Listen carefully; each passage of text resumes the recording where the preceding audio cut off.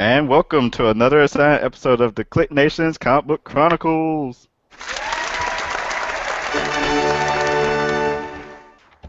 Happy New Year, everyone. Happy New Year! What's so happy about it? We're happy because Comic Book Chronicles is back. And I'm your host, Tim DLWG.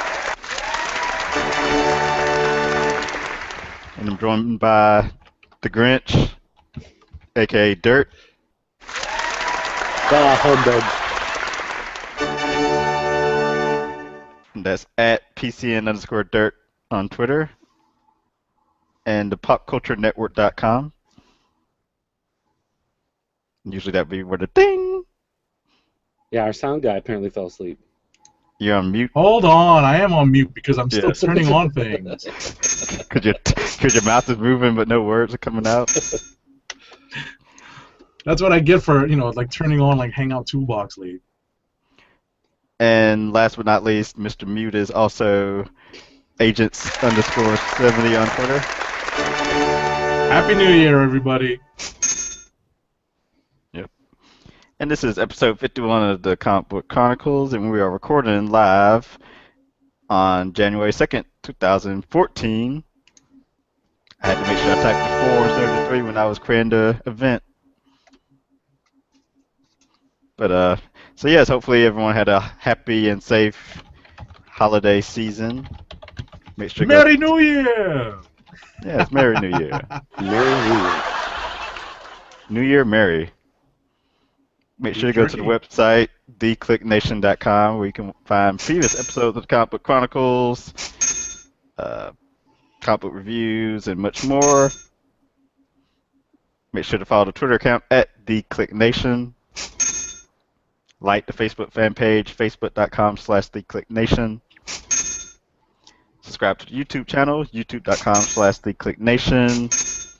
Subscribe on iTunes and Stitch Radio. Just search for The Click Nation. Add us to your circles on Google+. Just search for The Click Nation and join the community, The Click Nation community. And if you ever have any feedback you want to have read on a future show, send that on over to theclicknation@gmail.com. And also start giving us good reviews on Stitcher and iTunes. We like those 5-star reviews. We do this for the people and for ourselves. But of course, we want the honest 5-star reviews. Yes. Not those lying 5-star reviews. Yeah. Perish forbid. So we took last week off for, of course, Christmas break. And so there wasn't much news at all because everyone decided to wait till the new year hit or New Year was coming up to start releasing news. So most of the news will be from this week. And let's see, first bit of news was Marvel teases a wedding in April. And originally when I jotted this down, there was just speculation on what this wedding alluded to. But today Marvel announced that it's for Deadpool. He's getting hitched. To who? Some woman. An unnamed blonde. I think she's blonde, right? Yeah, she's blonde. She's wearing a veil, so you can't see her face in the big, huge 200+ character postcard thing that was revealed. But supposedly the Deadpool writers came up with it as a gag that I guess whoever's the editor on Deadpool ran with it and decided to make it an event. That's about the extent of what I read up on the this whole thing. I was just like, oh, okay, because I don't read Deadpool. You kind of got the feeling that it was a gag just by looking at some of those puzzle pieces that Marvel was putting out. Just from the art style, it was kind of Fred Hembecky kills the Marvel Universe style a little reminiscent of that. So Yeah, that'd be one event I skip. Still probably better than Age of Ultron. Oh! I'd agree with that. Yeah, that's kind of sad, but true. As long as it's not another, as long as this event doesn't lead into another event Oh no, and the child of Deadpool. having two major Deadpool events in the same year. And actually, speaking of Deadpool, this news portion of the show will have a lot of Deadpool talk in it because Marvel also announced an original graphic novel for Deadpool, or that Deadpool's going to be involved in. It's Deadpool versus Carnage. Right.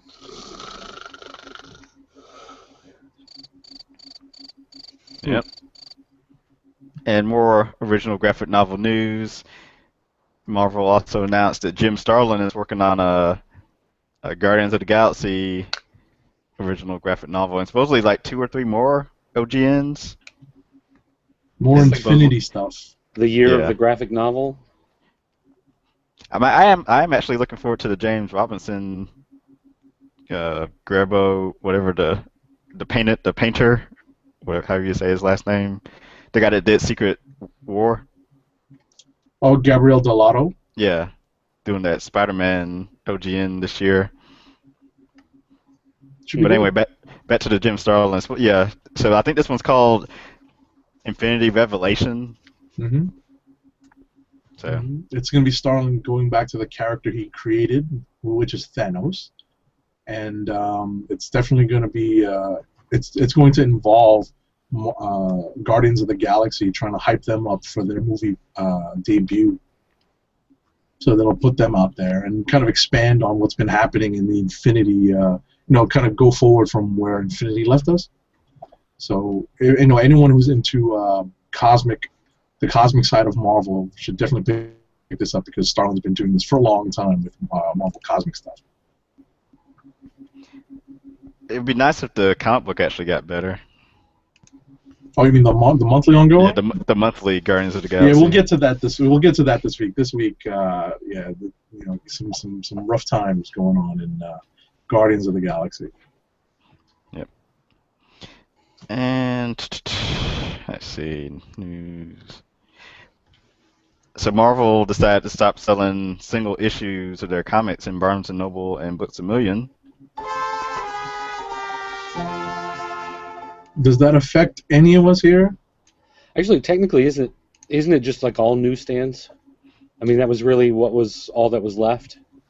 And they said they actually ended it like a couple, like 2 or 3 months ago, and nobody really noticed until now. Yeah. So was it really true? All newsstands? That kind of sucks. But I haven't gotten a comic off a newsstand in years. I think every so often when there's like a big event, like when they were doing Death of the Family with Batman, some of those like crossover type books, it's like you sell out at your local comic book store and people, they're like, oh, well, I'll go check Barnes and Noble in a couple weeks and try to pick up a copy of whatever they missed there. Right. And that was really the only real market that they seem to have with those books. I'm a little upset that they wouldn't continue like the kids' books, because I would think the kids' books would be like the key thing. You're going into a place like that, it's $2 or $3. They can have a comic book. But I mean, overall, like I understand why they're not doing it. It's not very profitable for them to do it on the newsstand compared to the direct market, because the direct market actually kind of sucks. It's right. You order them and you can't get any more usually, and whatever you buy, you're stuck with. So you either order some and you have a bunch left over, or you order some and it's not enough and you can't get more. And that's generally the story of the direct market. Whereas on the newsstand, they just order as many as they want. Whatever doesn't sell gets pulped and trashed, and the newsstand doesn't have to pay the extra cash for them. So I don't know. Like there are a lot of times I wish the direct market could work like the newsstand, because we get tons of stuff left over that I wish we could get rid of, but at the same time, it costs them so much more money to do it that way. Whereas with direct markets, where they make that profit. Oh, absolutely. I mean, but you also have not that it means that much right now, but you have the added benefit, if you can call it that, of having a back issue stock. So. Yeah, except you get to the point where you've got so many boxes of back issues that you don't have space for all your boxes, and you move into a store that's 3 times the size, and you lay out all your boxes of back issues, and you still don't have space for all of them. Wow. I was Which, about by to the way, say, we just moved our store. That's Yeah. why I'm thinking about this right now. yeah, I was gonna save that to the end of the news, but go ahead and I don't know if you actually want to let people know where the store is in case they want to stop Well, I by. mean, the website's still the same. You just go to shoppcn.com. We're the official store of the Pop Culture Network, but our physical location has moved to the Yard Shopping Center in Springfield, Illinois. So if you're heading down Springfield, Illinois. Wabash Avenue in Springfield, you can come check it out. But I mean, we moved It's into the a similar. capital of Illinois. It is, and it's huge. We have all this space, and it's weird because in the old store, it's like new comics come out, and you try to face as many as you can so that people can see the cover. But we ran out of space putting comics on the wall, and so you end up having to overlap them. A lot of times. Here, actually, Yeah. let me grab a couple. So, like for instance, you got some comics on the shelf. Are these? Wait, that one's upside down. There you go. You have comics on the shelf, and you want everyone to see the covers. You want them laid out, but you run out of space, so you end up having to set them on the shelf like this, so it's kind of overlapping. Staggering, yeah. Yeah, and then you get so many of them that they start getting more and more like this Mm-hmm. space on the shelves, and so we took a 12-foot section of wall, floor to ceiling, and we were just like, okay, now this whole section is just going to be for the independent books, not the Marvels, the DCs. They're just going to have this giant space, and we started laying everything out on the wall. It's like, okay, we don't have enough room for Dynamite. We'll pull out Dynamite. We don't have enough room for Valiant. We'll pull out Valiant. We don't have enough room for Antarctic Press and Zenoscope. And eventually this giant section of wall just became Image and IDW and Dark Horse. And that's it.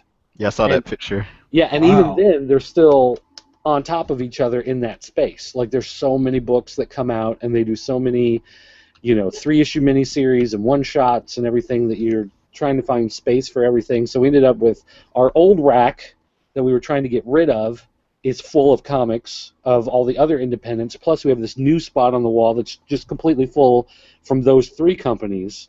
Plus we have a spot on the wall for Marvel and a spot for DC. And then plus the trades and the hardcovers and the manga and the back issues and the supplies, the boxes, the bags, the boards. And the magazines. There you go. There you go. And that's just the comic section. Plus we've got video games and movies and toys and music and everything. I was gonna ask, do y'all ever do, since you have probably so many back issues, do you ever do like this whole box is $1 comics? Actually, we have 2 long boxes that are all $1 comics, and we're getting ready to probably switch them to 25-cent cents. comics, or, Oh, yes. something like that, and pull a bunch of back issues out and just dump them in there. Because one of the things we do at our store is we bag and board everything. Mm. So like the new comics, if you buy a new comic from this week, you get bag and board with it, and then when they go on the wall to their spots, everything gets bagged and boarded. When it goes to the regular spot on the shelf, and that takes up a lot of space. Yep. That takes up so much added space to put bags and boards on everything. Mhm. So we're probably going to pull out a couple boxes of back issues and debag and board them and throw them into the long boxes for the cheap stuff and just make more space that way. You should just have massive sales. Say, hey, I would say we should have a dump bin. Just have a big bin. You just throw the comics in there, and whatever you pull out, whatever condition it's in, you can get it for like a quarter. yeah, Hey, it'll Case help you're- you get rid of stock. If you got a comic missing the cover, maybe you can find the cover in there. Yeah. that's funny. Just take it out the premises for us. Seriously, I built up chunks of my collection in college by partaking in a sale from my local comic book store, where I think the issues were, it definitely wasn't more than 50 or 75 cents an issue, and I was getting, but you were buying in bulk. You had to get, you had to buy 10 or more to get, the better price. So that's, I think that's the best way to do it. I thought that was the most effective way to get rid of, back stock or heavy back issues and make some money off it. So. Yeah. Well, and also with comics, really, unless it's a book that goes up in value, like if it's something that has some demand and you can sell that $3 book for $5 or $6 or $10 or whatever down the road, if it doesn't go up in value, then you basically lost money on it. Right. By the time it's bagged and boarded, it's sitting on your shelf. It's taking space. It hasn't Mhm. moved. You know, you've paid the overhead for the storage. You've paid for the employees. You paid for, you know, the rent and the heat and the electricity and everything else. So then by then it's just, you know, It's a sunk cost, so you need to recoup some of that. yeah, or just liquidate. Right. So, All right. Well, listen. Good luck on the venture. Good luck on the new space. well, luckily I'm Well, not the owner. I'm just one of the key employees there. So if the whole thing goes under, I'm out of a job, but I don't lose my house. you don't have to move into the store. No. Yeah, if he's living in the back room eating bologna and you know, Sacrifices have to be made. Books All got to right. be sold. That's right. So got some Superman versus Batman, Batman, Superman, whatever, Justice League, whatever this movie's gonna be called, news. I haven't even said what the the news is yet. Whatever it is, it's sad. Actually, there's two bits of news now that I thought of it, because there's another piece I didn't write down. But the first one is, is Denzel Washington going to be playing a character in the upcoming movie? So first there were the rumors he was going to be playing Lex Luthor. Then it was maybe he's the Martian Manhunter. Then it was maybe he's going to be Jon Stewart, Green Lantern. And then, I think it was earlier this week, The Rock tweeted out that he was meeting with Warner Brothers, DC on a possible movie role. So is it for Lobo or is it for another character? No, not Lobo. You know, 90s characters are back, God. or is he He's even not before Lobo. 90s? He wouldn't fit the new Lobo, who's a hipster. Hipster Lobo. Yeah, it'd be fun if they like redesigned Lobo in the comic books, and then they cast someone for the movie Lobo, and it's still the same, Right, the old-fashioned Lobo. the old-fashioned one. I'm just trying to think of who he could be. Like I can't think of a good. Well, fit wasn't for there a him. rumor that they were going to do a Shazam movie? He might do that. You know, But then he could he'd do be just Shazam. Black Adam, Right, or Black Adam. Oh. who's the villain. The only thing I had to say about it was actually for Denzel and for The Rock, it would make sense. It'd be prudent for Warner Brothers to snatch up like The Rock before Marvel gets the chance to. Yeah, before they find a role for him, right? Yeah. Mm. That's about the only thing I have to say. And then, of course, then I have to see who he actually plays, like you all were saying. So, who knows? I don't know what to make of that movie. The unnamed Superman sequel, aka Justice League. Let's see. Marvel announced that they're going to have a Captain America, the Winter Soldier one shot to coincide with the Winter Soldier movie.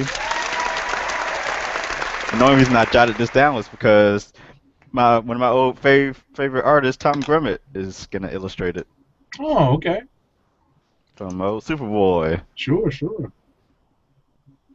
That's cool. And We all That's know, about- listen, we all know by the time Halloween rolls around, if, you know, they released movie stills from Cap Winter Soldier this past week in Empire, the magazine, Mhm. and they leaked online, and they look pretty good. You know Winter Soldier is going to be a pretty popular cosplay costume after the movie hits. Look for it around Halloween.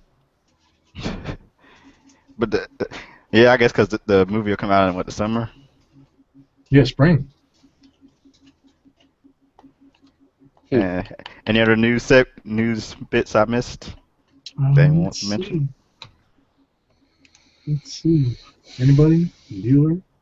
I've been busy. I haven't paid attention to hardly anything. So that's Yeah, busy moving. I guess the only other thing was part of that story with Marvel pulling the books from Barnes & Noble was apparently the rumor that they're going to eventually phase out Comixology, which I don't see how that would work out for the best in the long run. There are basically two ways that the rumor goes, and one way is that they're going to stop using Comixology for their digital copies that you get with the code. When you buy the book, type in the code, get the free digital copy, and they might be cutting that out of the mix. And then at some point down the road, they may be getting rid of Comixology completely and no longer selling and selling through their own dedicated app. And it looks like part of that rumor is that the Marvel Unlimited service, instead of it just being your like buffet style, you pay your like Netflix rental fee and you can read all the Marvel comics that they have in their library, that instead they add to that the ability to buy single issues. So you'll be able to go into the Marvel Unlimited store and buy the new issues as they come out individually, or redeem your digital copy with the print book, as well as have that unlimited buffet style reading. Hmm. But one of the reasons why I like Comixology is because there's so much available from so many different companies. Like, I hate going to Dark Horse and dealing with their system just to get a Hellboy book. Like, I really wish that was part of that whole Comixology platform, because the idea of because then you only need one app on your tablet. You only have to worry about one place that you're going to, and One-stop shop. redeeming codes and putting your stuff in. And Right. It's almost like going to an online comic shop, and that's the whole point, right? Right. It's all in one spot. So, like, if I'm traveling or something, I'm going to be somewhere where there's not a lot of internet service, I just have to have the one app. I can just download all of that stuff from the library and then take it with me and not have to worry about, oh, did I log into that account and download those books, because they're separate from everything else. And I think also, when it comes to companies like, Dark Horse, I don't think of them, they don't do as much with having the digital codes printed in the books so you get a free digital copy. They don't do as much of that kind of stuff. And when you're looking at the new stuff on Comixology, of course, they're not, listed in the store. So, a lot of times I just don't even think to go see what's in Dark Horse's them this week? digital store. Yeah, because they put out a lot of back issues and stuff as well. And I've been reading a lot of Dark Horse stuff, for 20, 30 years, whatever.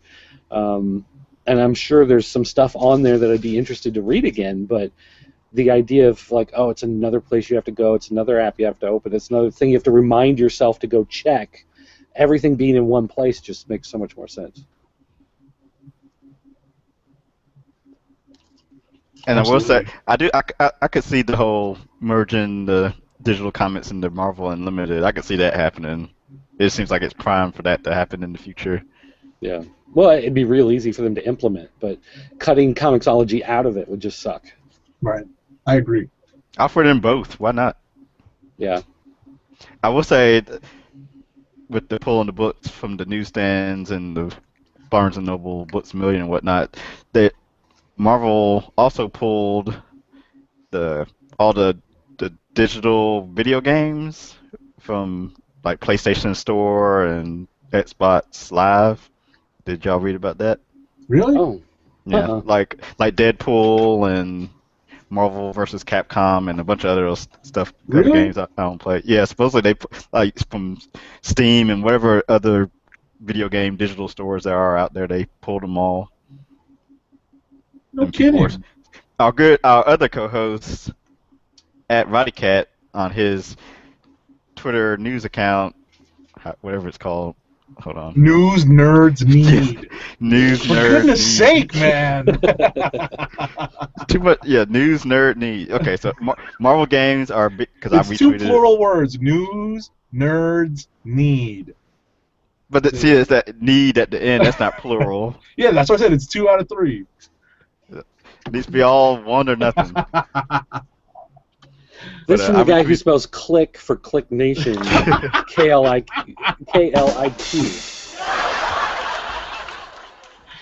Yeah. Well, I will say that the Marvel Avengers Alliance game is still available in the Windows 8 store. So I don't know if that means anything. Okay, so I tweeted it on the Click Nation account, or retweeted with a question mark, because I was like, oh, that's interesting. So Marvel games are being removed from Steam, PSN, Xbox Live. Let me click on the link. But still in the Windows Store. Because no one checks the Windows Store. You have a Windows phone? Tablet. What kind of tablet? What is it? Acer. And it's got the full. You can Acer. flip over, and it's got the full Windows desktop. Oh, cool. I've got a work. What do you call it? Surface, Windows Surface, Yeah. Oh, no kidding. which I tried to use for a little bit, and I was like, I don't like this. Although, is that the Surface RT or the Surface Pro? It's the Pro, but it's the 'Cause the- very first one. Well, because the RT is like a specialized version of Windows that only runs Windows RT apps, whereas the Windows Pro will basically anything you can put on your desktop will run on that tablet. Yeah. So anything I use at home, I can use on there. Yeah, and luckily this is one. Some guy brought this in because it was broken and brought it to the store, and we fixed it, and then he never came in and picked it up, so it became mine. Nice. But Okay, so it says Activision has confirmed that Deadpool is gone for good. We've also learned that other titles have been removed from the respective digital delivery services. So Spider-Man Friend or Foe, Spider-Man Web of Shadows, Spider-Man Shattered Dimensions, Spider-Man Edge of Time, X-Men the official game, X-Men Destiny, and X-Men Origins Wolverine have now been removed from storefronts. If you have a desire for any of these games, it's recommended that you secure a retail copy as soon as possible. yeah, but technically only 2 of those are any good, so Yeah. it really doesn't matter. I mean, I And, have what I want already, so. and whoever Twinfinite noticed that it wasn't just Spider-Man and Deadpool that got the boot, but Marvel vs. Capcom 3 and Ultimate Marvel vs. Capcom 3. Hmm. And there's So- like speculation of why they did it, and Right. One of the rumors is that Disney is trying to come up with their own way to distribute these games digitally, and right now what they're doing is sort of hoarding them and keeping them in house until they're able to create and distribute create a platform to distribute these games from, as opposed to doing it through all these different sites and these different means. So that might be in play. that'd be a horrible mistake. I think so too. I think the more they have it out there, the better. Similar to the comics thing that we were just talking about. Yeah, that's the reason that's what made me think about it, because it's almost the same scenario. Everyone wants their own little. They don't want to play with the other dominant business or company. Let's bring everything in house and create our own app or service. Well, and another one of the digital comic places is Iverse. Iverse does the Comics Plus app, and they don't have Marvel or DC, but they've got IDW and Image and Dynamite and Antarctic Press and Archie and basically all of those indie companies, just not Marvel, DC, and obviously Dark Horse, who has their own outlet. And they focus everything on the iPad. And it's like everything goes to iPad, and then like an Android app exists, but it's not very good. It's kind of janky. It doesn't not always really work. supported. Yeah, and you say something to them like, well, are you ever going to update this? Are you ever going to put like the HD comics in? Are you ever going to put like smart panel reading, anything like that? And they go, well, it's like iPad is really where we make the most money, so that's where we focus everything. It's like, well, of course that's where you make the most money because that's where you focus everything. There are more Android tablets and phones out there than there are iDevices, but because that's where you put all of your work, that's where everything is shiny and clean and works and whatever, and then everything else you just kind of throw whatever onto Android and just as long as it's barely functional, you call that your app. Nobody wants to use it, so it's like a self-fulfilling prophecy on their part. It'd make more sense to focus on just Android and iOS devices and like ignore Windows or something like that for now. But they want to lose money, so. And before we're done with news, make sure this is the final night of the Comixology $5.99 graphic novel sale for DC. Snatch you up some graphic novels. I got 3. No kidding. What'd you get? I got The Dark Knight Returns, Blackest Night, and Kingdom Come. I own 2 out of 3 in hard copy. In hard copy already. And I'm debating getting Batman Hush. 3 out of 4. So Me and digital comics, that's another story altogether. So I wanted to throw a couple things out there, not necessarily news. One thing that I just came across is that I didn't realize that Thor had been out long enough. The Thor Dark World had been out long enough that the Blu-ray release is actually next month, February 25th. Doesn't it seem like it's just yesterday it was out in theaters? I feel like I just saw it yesterday. I haven't seen it at all. So it's out on Blu-ray on February 25th, and it was a leak. There's been a leak from the British Board of Film Classification that the Blu-ray release of Thor: The Dark World is going to include a new Marvel one-shot, like a short film called "All Hail the King." Spoiler alert. Oh wait, wrong button. Hey, we're rusty here. Spoiler alert. So I don't want to talk about it since my man Dirt hasn't watched the movie yet. But it doesn't matter. You're not going to bother me by spoiling it. Listen, you should watch the movie. It's very good. It's I've one of the funnier movies. I didn't care much for the first one, and I've heard a lot of people say the second one is so much better than the first one. Yes, definitely. And it would have to be. I would kind of think. Definitely, yeah, definitely. It can only go up. Right. So it's definitely worth a watch, Dirt, and to all the viewers and listeners out there. Like I said, it does seem like it was just yesterday this movie premiered in theaters, and the Blu-ray is coming out next month, late next month. So be on the lookout for that. And speaking of, I don't know if this will fall into news. I just wanted to, if we're done with news, are we done with news, Tim? Yes. I just wanted to throw out something. This is something that I emailed Dirt about this week. It's one of my semi-resolutions for 2014. It's about organizing my comic book collection. And I want to throw this out to the listeners and the viewers out there. If anyone out there uses a program, not just a spreadsheet, but one of these programs to organize their collections, tweet us at Comic Book Chronicles, hashtag Comic Book Chronicles, or at Agent_70, and let us know what you use, because I'm thinking about investing in Comic Base. So let us know what you use to organize your physical comics, if you organize them at all. Actually, I did talk to a couple people. Both of them use Comic Collector Live. Okay. Is the program that they use. Is that like an online thing? Yeah, I guess you can type in the title of the book and the issue number, and it can pull up all the information. Or if you've got a barcode reader actually attached to your computer, I guess you can scan the barcode and it'll pull up the information.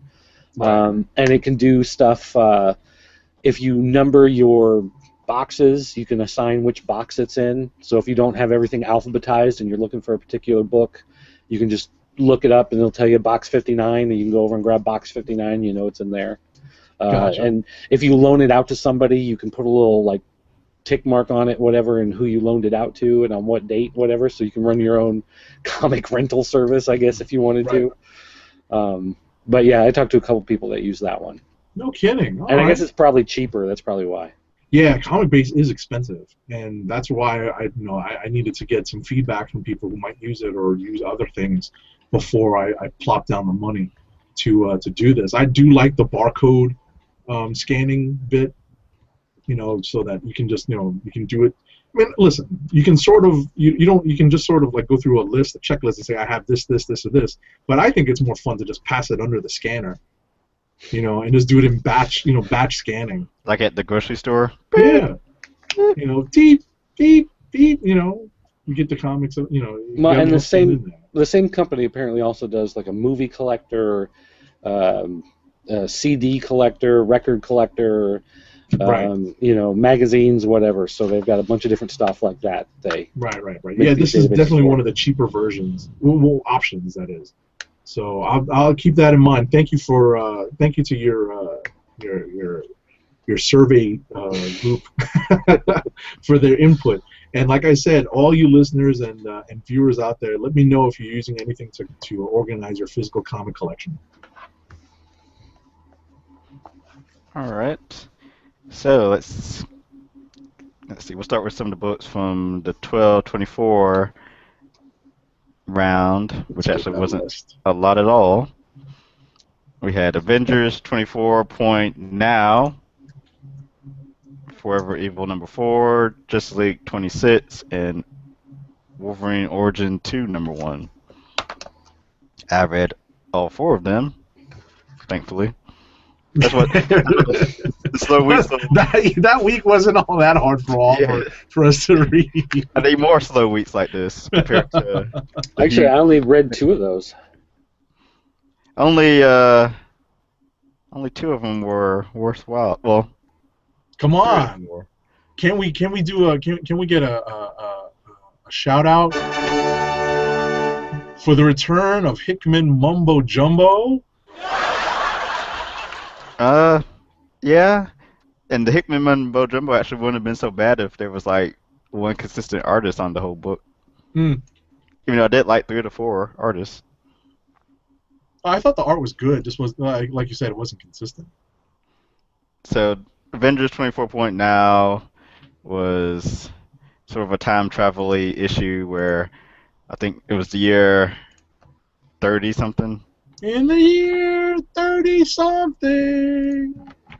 and there was an Iron Man and a Franklin Richards or some Richards person, and the Iron Man character went back to our present day to warn the Avengers of a rogue planet being hurled at the Earth, so the Avengers had to stop it. And along the way, I'm trying to remember, how did they stop? Oh, the rogue planet merged with the Earth somehow. I didn't understand that part. Mumbo You said you read this, right? Jumbo. Yep. Just because I read it doesn't mean I understand it. I read East and West every week, and I don't know what the hell's going on in that book. It's funny. I asked someone on Twitter. I was like, "Explain to me what's going on in East of West." She explained it all like fluidly, and I was like, "Oh, okay. I would have never have pictured that." But anyway, so yeah, the rogue planet is somehow like mirroring the Earth somehow, and it can be like used as a defense system. Which Yeah, I kind of thought that was some mumbo jumbo right there. I immediately thought of you when I was reading this.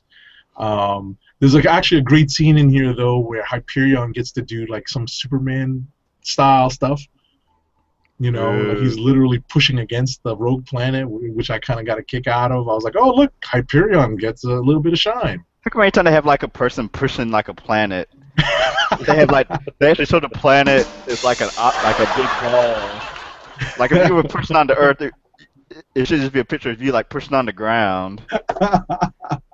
Instead of like a big ball in your hand. Am I right?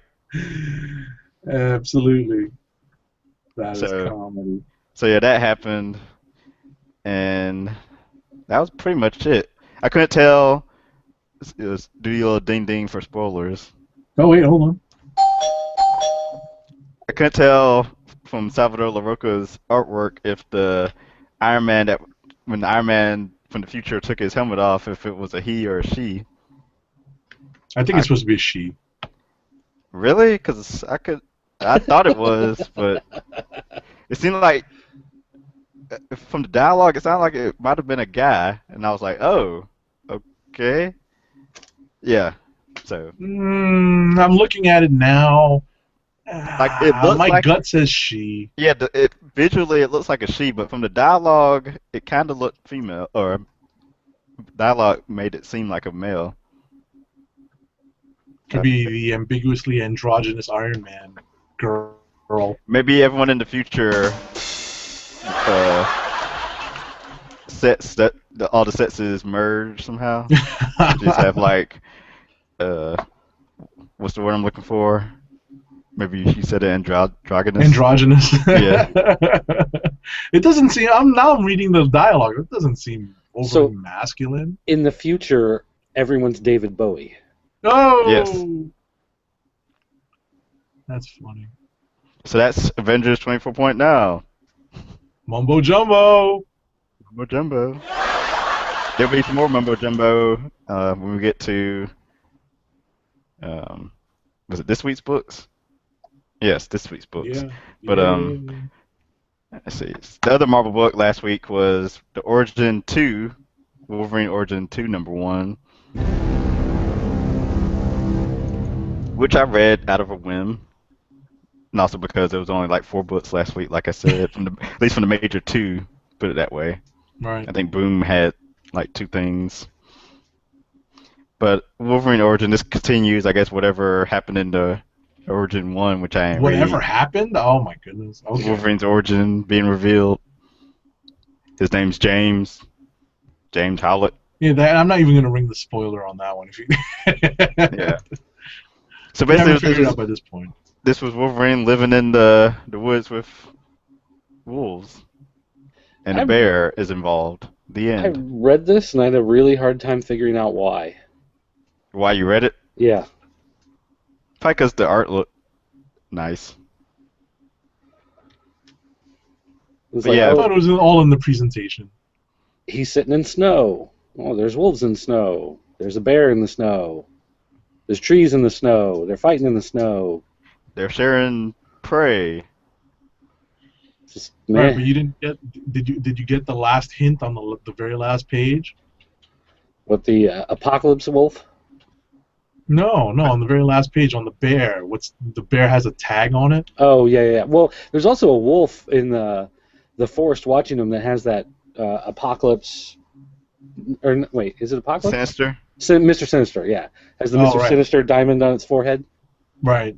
And why does Wolverine have, like, Tribal markings. yeah, is that Oh, something I missed?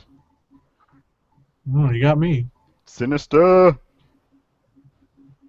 There's some sinister happenings going on. So that's I think But I that's mean, Wolverine for Origins. origin, I mean, was there anything about his origin really in this? Was there anything This was just like a know about him? More standalone. retconny, right? It's more retconny, filling in the gap type thing, you know? I was gonna say this was just like a solo story. It's not even like retcon or anything. It's just like a story that from his past of him in the forest.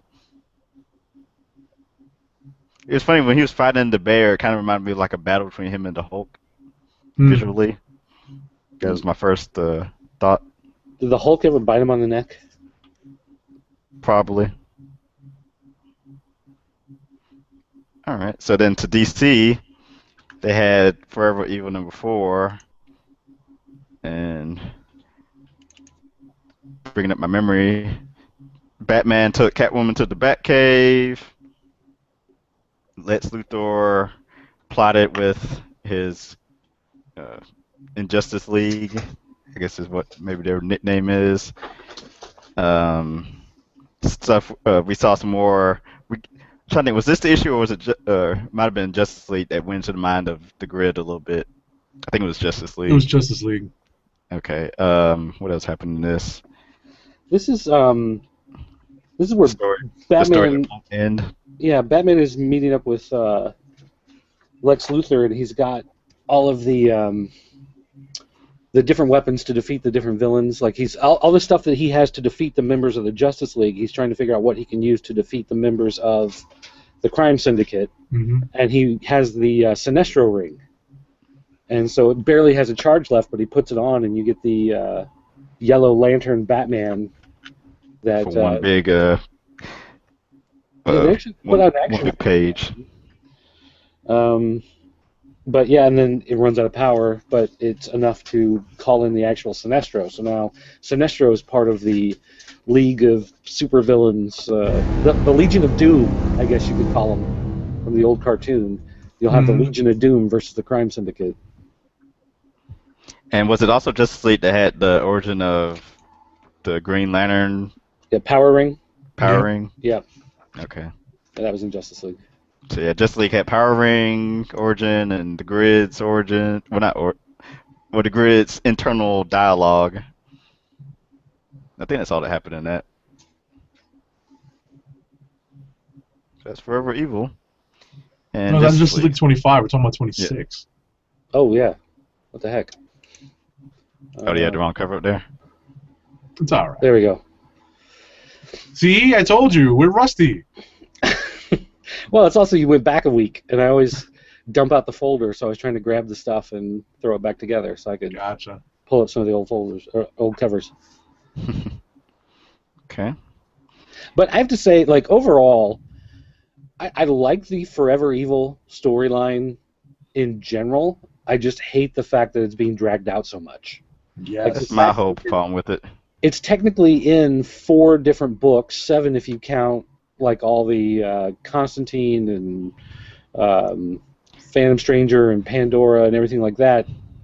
But it feels like it's just taking so long to get anywhere, and the rest of the books of the DC universe, for this being like this big momentous world-changing event, none of the books have caught up to it yet. So it's like when you read Aquaman, none of the stuff from Forever Evil has happened yet. If you read Nightwing, none of the stuff from Forever Evil. Batman is doing 0 years, so none of the stuff from Forever Evil. It's like nothing else except these books are doing it, and it's still going to be 3 more months before it finally gets to the conclusion, which would then be the point, I guess, where it's going to affect the rest of the DC universe. So, I mean, it's a cool story, but it's kind of hard figuring out where everything's going to fit together and just waiting for it to, get to that conclusion. Like, it's hard to see it working towards anything because it's taking so long to move along. I think, to a certain extent, I think a lot of us benefit from it not being that heavily a crossover, that we can just read the Justice League book and the Forever Evil limited series and sort of maintain a grasp on the story. But my grasp on the story is very tenuous because I'm having a lot of trouble, just paying attention to it. There's a couple of nice little twists in these 2 issues that are kind of keeping my attention, but I'm like, I don't understand why it's taking so long for them to get to the point where they're making their attempt to rescue the Justice League from, spoiler alert, the fury of Firestorm.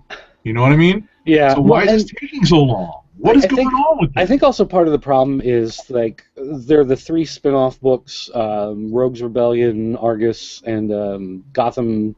Was it Gotham City War? Is that what it's called? Arkham War. Something like that. Arkham War, yeah. Right. And it's like, Arkham War should be going on in the Batman books. Argus should be going on in Justice League of America. Rogues Rebellion should be going on in Flash. Like, those are the books that should be happening in the mainstream DC universe, and as part of the event, it should have taken over those books because those are the worlds that those tie into, and instead they shunted them off into those side series. So again, on the one hand, you can choose to ignore them, but like there is stuff happening in Rogues Rebellion that feels like it's going to affect what's happening in Flash. Besides just the fact that they're the the main villains of Flash, but those characters are as much a part of the book as Flash himself is. And when you read stuff like the issue of Flash that came out this week, we'll talk about in a little bit, but it's a book where really nothing happened. And if they had made it a tie-in book, if they had tied it in with the Rogues and everything, then it would have been a much better story than what we ended up getting. I will say, that whole your dialogue just reminded me of something. When Scott Snyder tweeted like a picture of some new woman that Dustin, how do you say his name? Dustin Nguyen. Gwen. The N is silent. Okay, Dustin Nguyen had, I guess, created some new female character that's going to be appearing, and they decided that like right before 0 year ends, they're gonna do like a issue that jumps ahead in the future, and then the following week is like the end of 0 year, and supposedly like Scott Snyder was like he decided to do it for the fans or whatever. So that tells me that they were like, oh crap, but 0 year is gonna end before Forever Evil ends. We need something to fill the gap, so 0 year ends right when Forever Evil ends. To make it like because everything's all the comics are supposed to be like finishing their storylines in April or whenever Forever Evil ends. Yeah. So I'm guessing that was the reason for it.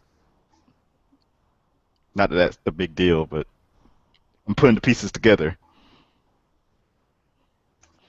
But By the way, Dork Geek has tweeted at us, Forever Evil still makes more sense than Battle of the Atom, and it's more fun. No, I say, and it's more fun. Dirt said it's more fun. And it's more. I say, and it's more fun. And Dirt responded, and it's more fun. Yeah, you And can't see me on the screen, so I'm actually playing on Twitter while you guys are talking. I was gonna mention it. I will say that like Justice League Dark, I kind of want to get into that book, even though I have my hatred for magic. But the art is good, and at least during Trinity War, when I read it for that, it seemed like a fun book. So I know they're doing all that Blight crossover and all the like Phantom Stranger and uh, who's the lady? I can't think of her name. Pandora. Pandora. But something's telling me just to wait until Forever Evil's over, then start Justice League Dark. And like Actually, just League America, I just stopped reading that because I'm tired of the travels of Martian Manhunter and Stargirl, and I'm thinking I'm not a fan of Matt Kent's writing. I think I'm learning. But you were gonna say something, Dirt? was Justice League Dark came out this week? Yeah, I'm actually Okay. gonna read that book since you made it available. Yeah, actually, it was pretty good. Really? We'll talk about when we get to it. Okay. But yeah, and I'm not. I read the first issue, like I've said before. I read the first issue of the Arkham War, and I stopped reading that because trying to narrow down just to get to the important stuff to read. So Forever Evil, Justice League, the Rogues Rebellion are the only Forever Evil books I'm going to read besides this month's Justice League Dark. I'll try that out. But that was all of last week. So now we can get to this week. Okay, so now I gotta switch to the other folder. While he's switching folders, I will say I read Guardians of the Galaxy number 10 from Marvel Comics. This was a mostly Gamora and Angela story as they were on some planet that the Badoon is from, I believe it was, and they shot and they were trying to free slaves, I believe. Right. And I can't remember how it ended. There goes my memory again. Yeah, nothing much happens. It's pretty much like every other Guardians of the Galaxy book. It's been unmemorable. The artwork was really good. Oh, yeah, yes, I it was. agree with that. That's another thing. I don't know if this is a good thing or a bad thing for Guardians of the Galaxy, how they've had like, the rotating artists. Because supposedly Sarah Pacelli got sick earlier last year, so that's the reason Well, not they had some supposedly, fill-in she was issues. sick. And Right. yeah, so she got sick. Right. Well, I Kevin didn't want to McGuire's a say good it artist, because since I don't know for sure. But yeah, like they've had like 6 different people have drawn issues of Guardians of the Galaxy. It feels, Right. and then for the free comic book day, like Nick Bradshaw is gonna come on and draw an arc probably, and I enjoy his art. I'm not sure if I'm gonna like it on Guardians of the Galaxy though. We'll see. Ultimately, right, the problem with Guardians of the Galaxy is right now what they're trying to do is integrate Angela. They're trying to make her, interesting because she's, I guess, going to be an integral part of this team. And there's going to be a little bit of turnover in the team, or at least some additions to the team that we've seen in the tease for the free comic book day stuff, right? Isn't that where they add the new team members? Yeah. So and then they probably change Peter Quill's outfit to match the movie. Right, to match the movie. So right. So right now, I mean, this is sort of like a placeholder issue. I don't want to say it's a fill-in. It's because the everything's next arc, felt like fill-in. Right, because well, you know what it is, because they didn't have much of a role as they're called the Guardians of the Galaxy, but they had almost zero part to play in Infinity, which is the weirdest thing, right? Infinity ended, and then their last part of the tie-in came out the following week. Right, and now we've had this issue, which like I said, kind of serves to flesh out the Angela character a little bit, and then they go roll right into the all-new X-Men crossover. I am looking forward to that, though. Right, mostly but at the same time, from the X-Men side. Right, but at the same time, it's just not giving the Guardians book a real direction or any kind of space to breathe. Like I said, you would think that a team called the Guardians of the Galaxy would have a prime role to play in a crossover called Infinity. Indeed.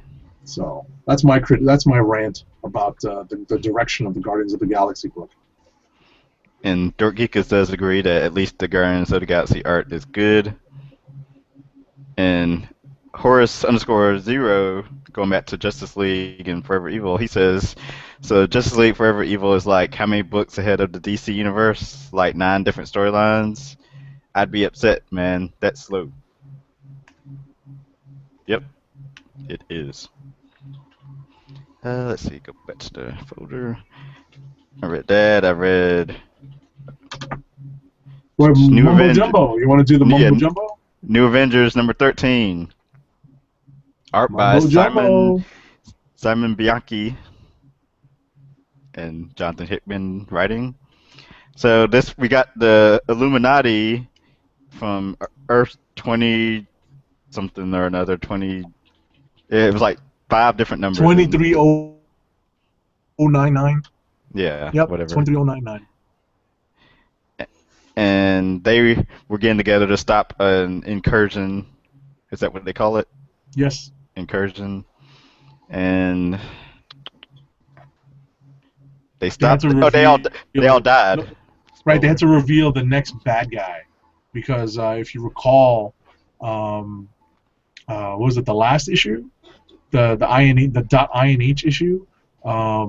What's this lady's name? Black Swan. Mm-hmm.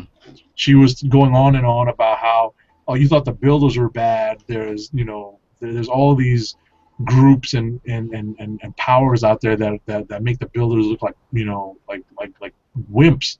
And one of them is the Black Priest, and we are introduced to the Black Priest characters in this issue, and they're just a bunch of more cosmic level bad guys, and they run roughshod over this Marvel 23099 version of the Illuminati and just destroy them all. So, this issue serves to kind of establish that they are a force, definitely a force to be reckoned with. And what we see at the end of the book, spoilers, is that the 616 Marvel Illuminati see all this happen. And is that what I was supposed to take from that? Right. They see everything that happens to this Earth, and what happens to that Earth's version of the Illuminati, and the effect the Black Priests have. And I guess they're meant to take away a lot from just watching that happen. Yeah. Hopefully to learn lessons. Once again, I had no idea that's what was happening there. But what I took from it, the last page, it made it look like they were going to step through whatever portal and go to that wherever the Earth 2399 or whatever Earth it was called. Till they were going to go to their Earth. I didn't know they were sitting there watching it. Oh, but spoiler alert. They weren't going through that portal since the other Earth was blowing up. So, they were basically watching it. So that's what I took away from it, and we'll see what the next issue brings. But I'm reading this and reading the Avengers 24.INH. Definitely, we're definitely back in the mumbo jumbo realm of Hickman writing. And Dirt has nothing to add. Nope, not a thing. All right, I think that was it for Marvel that I read. Looks like it. Yeah, and that's actually all I read this week. I read half of Aquaman 26. Oh, I didn't. I started that. I didn't get to it. Did anyone read The Flash? Sound like Dirt did. Go for it, Dirt, and then I'll chip in. Kind of like what I started to say earlier. It was a nothing issue. There's just this villain appears and she's stealing some germs, and he's got to stop her and get him back. And Flash for a long time has had these big plot threads and these ongoing arcs, and they've switched the creative team up, and Christos Gage is now writing it. Neil Goog or is he the Googe? I don't know how you'd say that. I'm but sorry to butcher this man's name. But then Gate said that's only like He's a the villain gooch. issue. He's the gooch. He's the Gooch. It's a real Gooch.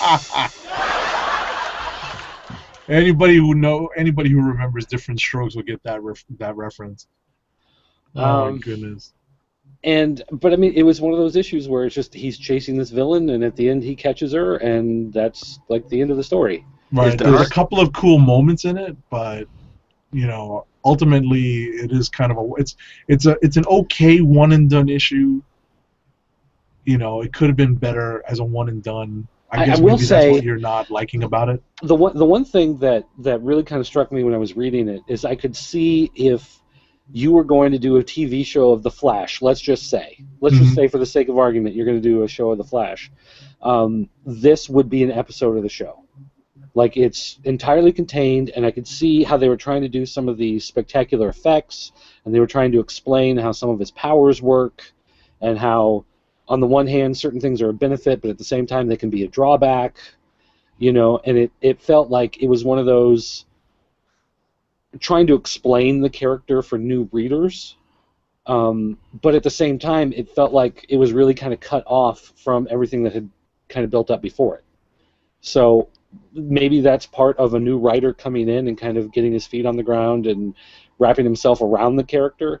But it really feels like this was separated from everything that came before. Is the art good? Yeah, the art was good. It's okay. It's okay. It's definitely expressive and it's stylistic. I was gonna skip it if not, but I may just skim read it. Right. Like I said, it's expressive. There's definitely a style to it.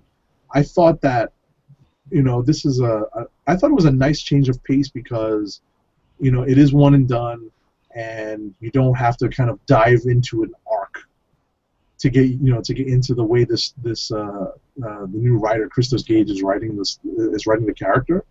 So that's kind of refreshing. But it was kind of a throwaway villain. I don't know if she's ever made an appearance before. So, I'm not 100% sure if this is the first appearance for this villain. Yeah, I don't recognize her, but I mean, she very easily could have been in a throwaway issue in the 90s or something, you know what I mean? True enough. So, that being said, I agree with everything you said about it being, very reminiscent of like a 1 hour show or even a half-hour show, TV show. And, maybe that's not a bad thing. I would be willing to give this book one more issue to see where the story goes. Something tells me that because Christoph J, I think he said he was only doing this issue, and they may have him fill in or have someone else fill in until the magical, was it April or March, whenever Forever Evil ends. And they're probably gonna wait till after that ends to let whatever new permanent writer take over.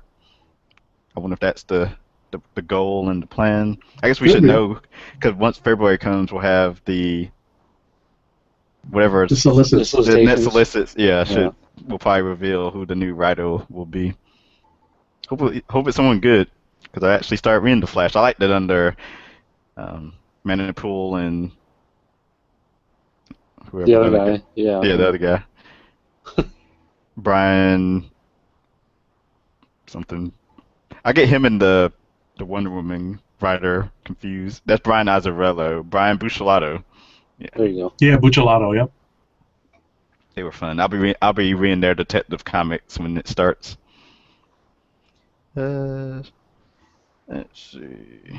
Nobody read Superman Unchained #5? It's on my list. Yeah, I have it. I just haven't had a chance to get to it yet. I've been moving the store. I was about to say I don't want to go too much into it because I read it rather quickly today. There was a lot of wordiness that I just did not want to sit down and read. I kind of skimmed through it just to see, okay, this is what they're jibber jabbering about, and there's a couple of nice flashback pieces in there. There's a guest artist that does the flashback sequences.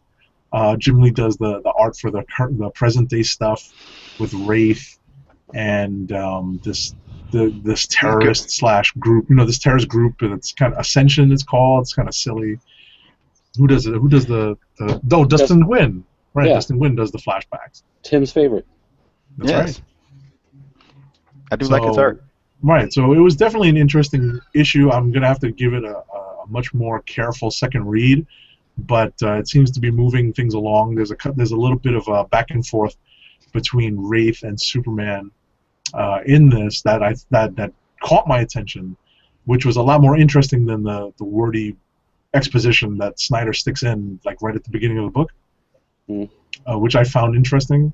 I mean, it's the it's the back and forth that I found interesting, and the book ends on kind of a cliffhanger style note, so you definitely want to tune into the next issue. So it's kind of an uneven grade for me for this book.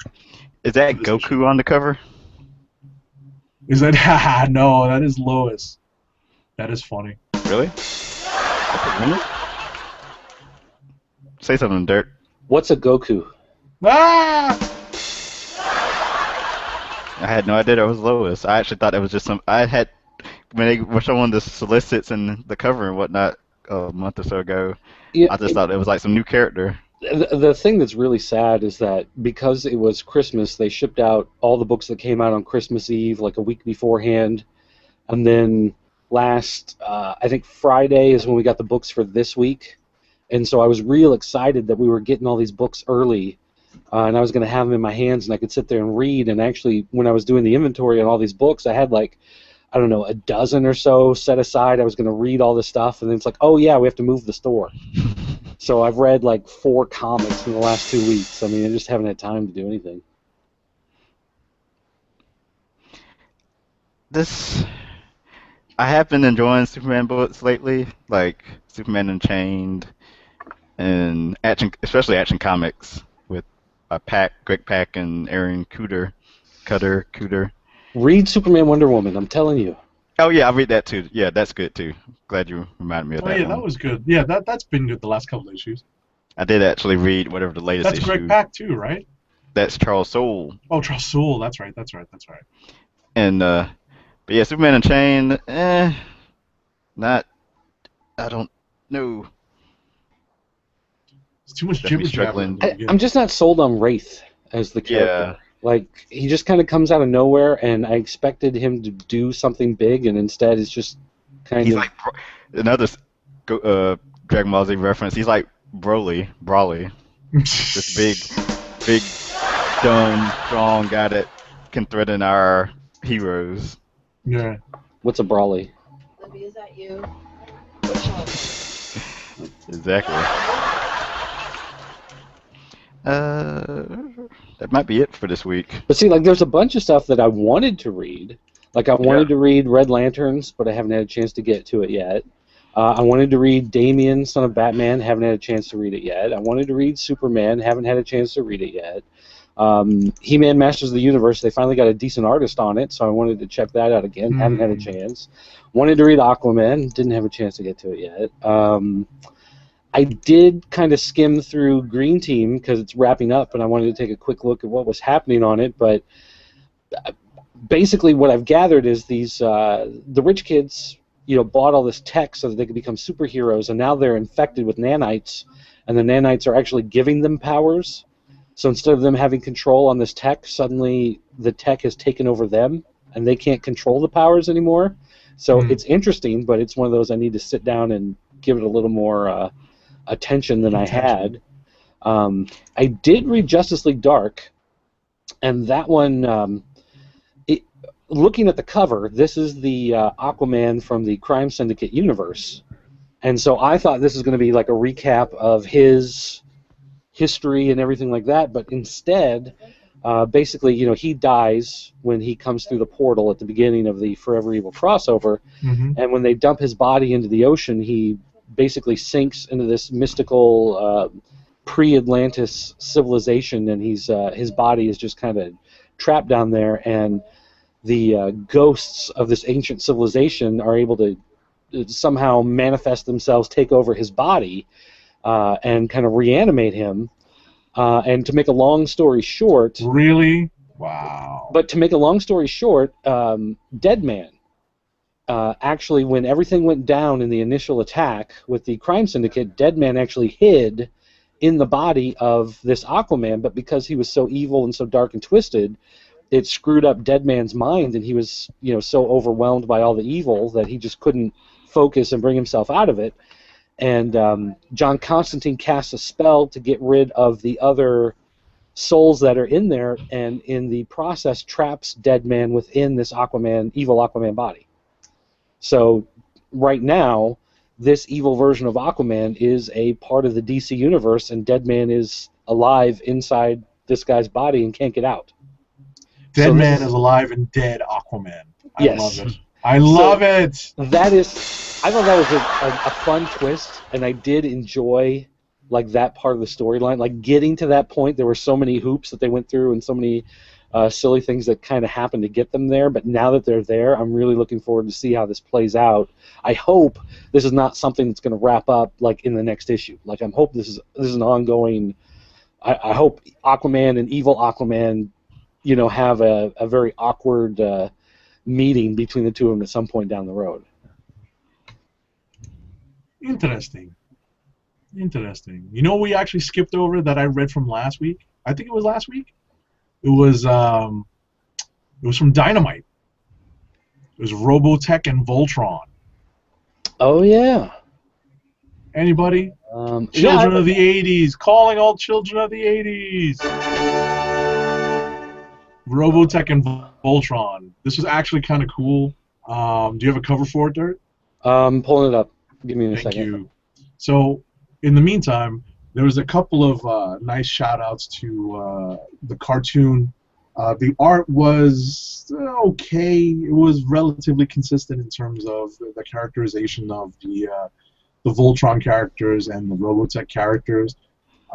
It's as with all crossovers. The stories are kind of The stories are kind of contrived. That's just the way. That's just the nature of the crossover, right?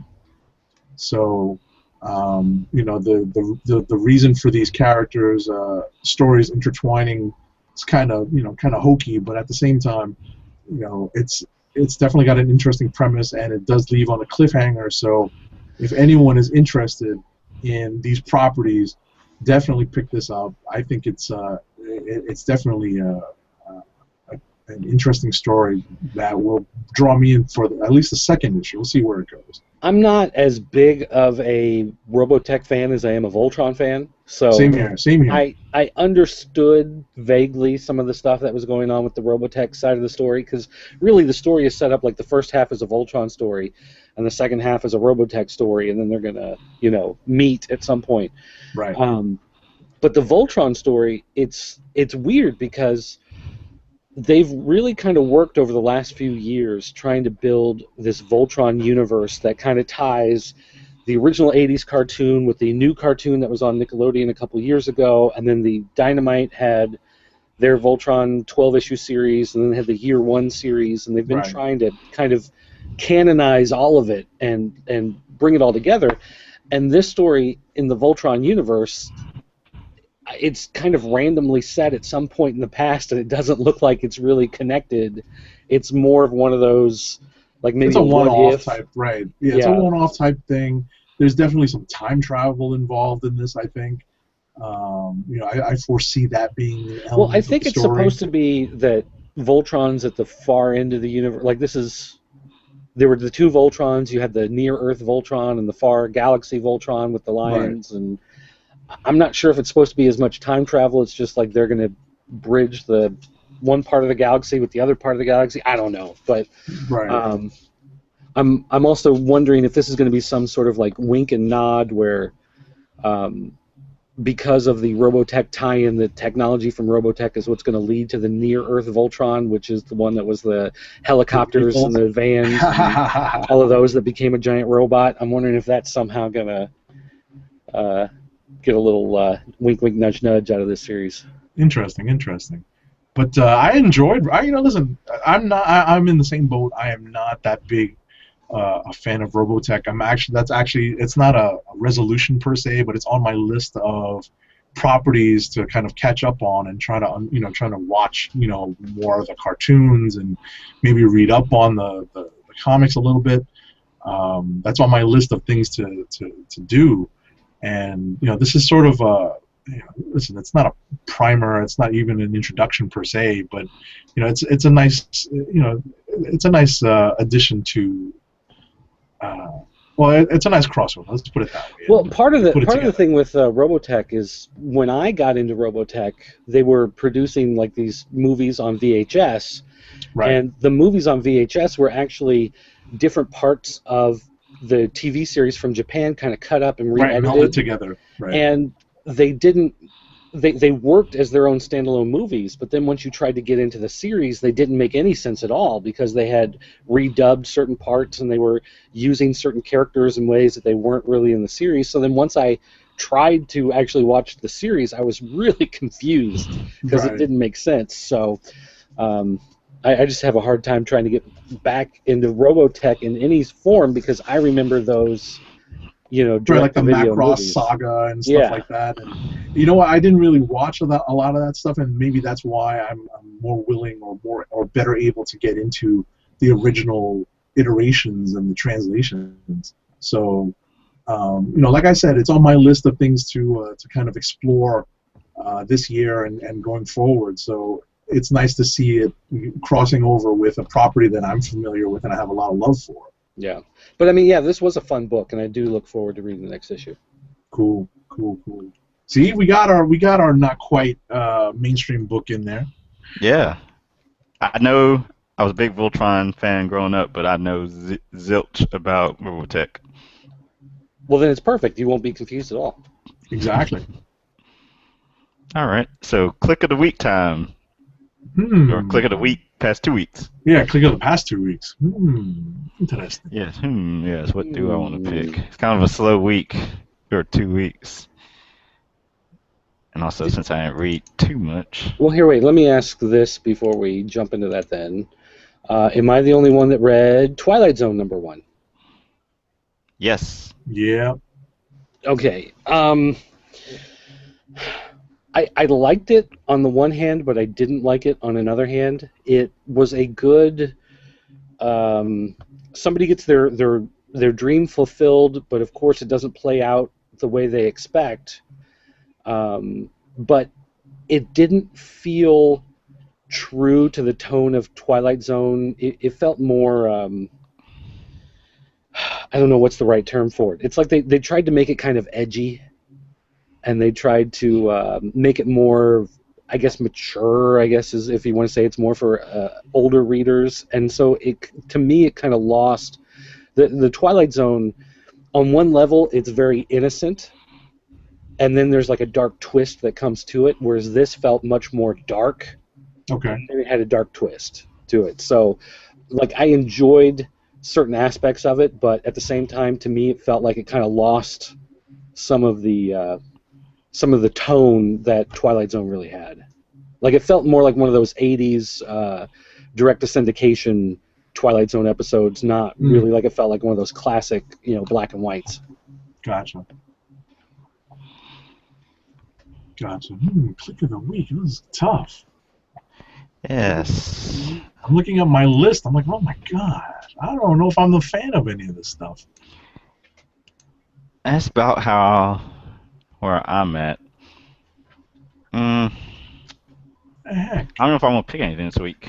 Yeah, that's kind of tough. Do I have It's to? a heck of do I a have way to pick- start the new year, right? Do I have to pick something? I don't know if I have click of the week for the last 2 weeks. Jeez. Even Aquaman so far, I'm kind of like, eh. I didn't There's read like- it this week, there's two so I can't artists tell on you. it. There's 2 artists on it I see, so it's not all Paul Pelletier. Pelletier. Pelletier, maybe? I don't know. Pelletier. Oh, actually, I have one. I'll pick a click here. Maybe if I can get it to come up. Actually, I got one and I haven't read it yet, but I'm sure I'll love it. Oh, now that's just cheating. Nuh-uh. That's funny. If I can get this stupid thing to load. Here Well, we go. I was about to say, while you're... Oh, you got to load? I got it finally. All right, go ahead. All right. This is actually, maybe. This is actually a book from a company called EMC Squared.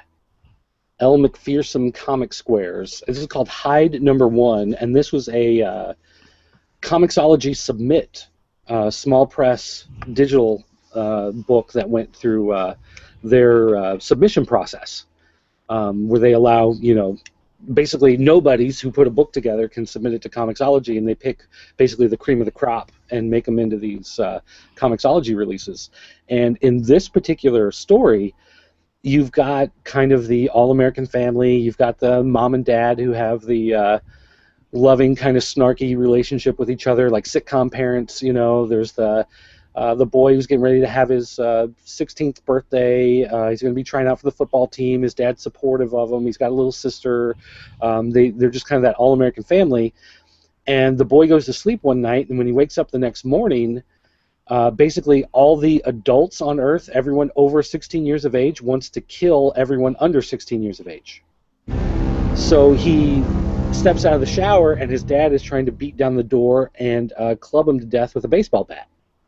He runs out into the hallway, and he runs past his sister's room, and his sister is being stabbed to death by their mom. He freaks out and runs outside, and there's a police car driving down the road, and this little kid runs up, and he's like, "Grandpa's trying to hurt me. I don't understand what's happening." And the policeman just pulls out his gun and shoots the kid right in the head. It's very dark and very, you have that kind of twist on that idea of, suddenly one day you wake up and the world goes wrong. That same idea with, any of the zombie type movies or Invasion of the Body Snatchers or any of those type things, but the difference here is age. So basically the most naive and defenseless and weakest of society are now at the mercy of the strongest and most intelligent and the most resourced parts. And so it changes that dynamic, and it really does make it a whole lot creepier and a whole lot scarier and a whole lot more terrible. So on the one hand, it's like the most awful thing I've read in a long time, but on the other hand, that really made it work and made you scared for the characters, and you really want the kid to survive and get away because of all the terrible things that are going on. So on that hand, it really works out well. The story was really well done. Okay, wow. So it's EMC Squared Company, and that's Hyde, not spelled Hydi, but Hidi. Yeah, hide isn't like hide and get away. Yeah. Hide and go seek. What's your click of the week? All right, the Agent _7, the click of the week. I'm just gonna go back to what I was just talking about. It was Robotech Voltron #1. Surprise! Surprise! Surprise! Just because I enjoyed it probably more than anything I read the last 2 weeks, especially given the mumbo jumbo. So from Hickman, I think I had the most fun reading this book, and that's why it's my click of the week for the past 2 weeks for the holiday season. And like I said, I'm gonna pick my click of the week is gonna be a book I haven't read yet, but it did come out this week, and that is Superior Foes of Spider-Man #7. Because every issue of that book has been enjoyable so far, so I'm sure I will enjoy that one. Sounds good. That came no. Didn't that come out this week? I think it comes out next week. Really? No, let me check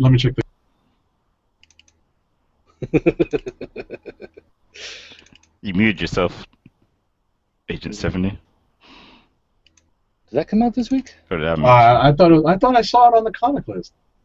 I thought I did too. And I saw someone tweet that they had they read it Tuesday and enjoyed it, and I was like, oh, I thought I missed that one. And they were like, no, it came out today. It's like, oh, okay. Huh. I think that one completely missed my radar. Yeah. I think it's out on the comic list this week. Marvel. Yeah, Superior Foes of Spider-Man #7. The cover looks nice. It looks like one of those painted style covers. I should make that the post for this show. Huh. We got shorted on that one. Oh, you didn't get it? No. I'm actually checking our All of Diamond invoice here, and Some calls will be made tomorrow. Someone's getting their knees broken. Yeah. Absolutely. All right, so that should sum up tonight's show. Well, thank you all for tuning in live, or if you're listening on the podcast or just on the YouTube channel. Right, right. Want to remind you all we're live every Thursday night, 9 p.m. Eastern Time. You can just stay tuned to theclicknation.com. And of course, follow me on, I'm at TimDOGG98 and at theclicknation. Dirt is at PCN_Dirt. PopCultureNetwork.com. Agent 70 is at Agent_70 on Twitter. And our other host who's working tonight, Roddy Cat, is at RoddyCat, RODDYKT. And his news Twitter account is at NewsNerdsNeed. Yay! First two plural, last one singular. So once again, thank you all for tuning in. And we are the Comic Book Chronicles, and we are signing off. Peace!